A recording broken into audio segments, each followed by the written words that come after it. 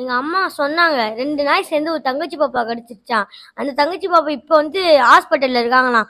நான் வேண்டிக்கிறேன் அந்த தங்கச்சி பாப்பா வந்து குணமாகணும்ன்ட்டு. நீங்களும் வேண்டிக்கோங்க. இன்னொன்னு வந்து நாட்டு நாயா இருந்துச்சுன்னா வந்து நம்ம கல் எடுக்கிறோம், கம்பு வச்சு அடிக்கிறோம்னா அது தெரிஞ்சிரும். எதுக்கு நம்மள அடிக்கிறாங்க? அதுக்குன்னு சொல்லிட்டு அது யோசிக்கும். அதுக்குன்னு போய் கடிக்காது.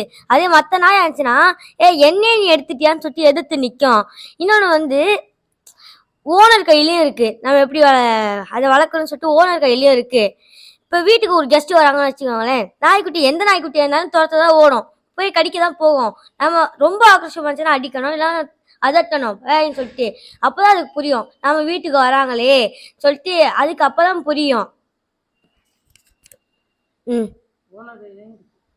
ஓனர் கையிலயும் இருக்கு. ரோட்ல போற நாயும் நம்மளும் அடிக்கக்கூடாது. ஏன் நாங்கள் கட்டியே அப்படிதான் வளர்த்தோம். சூ சொல்லி கோழி ஆடு மாட்டை சூ சூன்னு சொன்னிதான் கடிக்க தான் போகும்.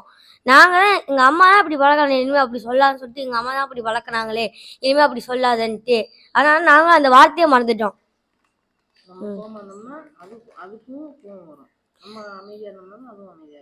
நமக்கு கோவம் மாதிரி தானே அதுக்கும் வரும். நம்ம கோவமா இருந்துச்சுன்னா அதுவும் கோவமா இருக்கும், அமைதியா இருந்தாலும் அதுக்கும் அமைதியா தான் இருக்கும்.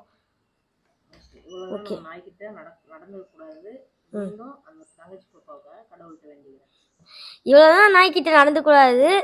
மீண்டும் அந்த தங்கச்சி பாப்பாட்ட நான் வேண்டிக்கிறேன்ப்பா. மீண்டும் அந்த தங்கச்சி பாப்பாக்காண்டி நான் வேண்டிக்கிறேன் கடவுள்கிட்ட. நன்றி.